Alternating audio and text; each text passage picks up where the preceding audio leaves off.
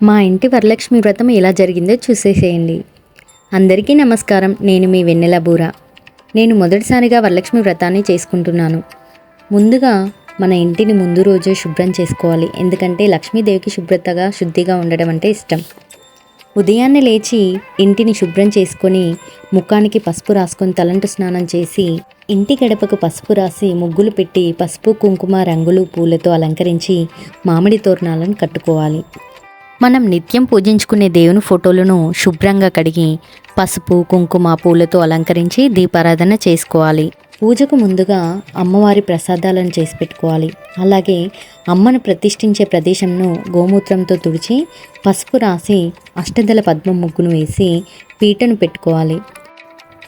కొత్త బట్టను పీట మీద పరిచి అష్టదళ పద్మం ముగ్గును వేసి లక్ష్మీదేవి ఫోటోను పసుపు కుంకుమ గంధంతో అలంకరించి పెట్టుకోవాలి. అమ్మకు వస్త్రాన్ని వేసి మల్లెపూల మాలతో అలంకరించాలి. అమ్మవారి ముందు దీపాలను వెలిగించి అమ్మవారికి సమర్పించే తాంబూలం 5 వాయనాల తాంబూలాలను అమ్మవారి ముందు పెట్టాలి. పసుపు కుంకుమలను ప్రసాదాలను పెట్టాలి.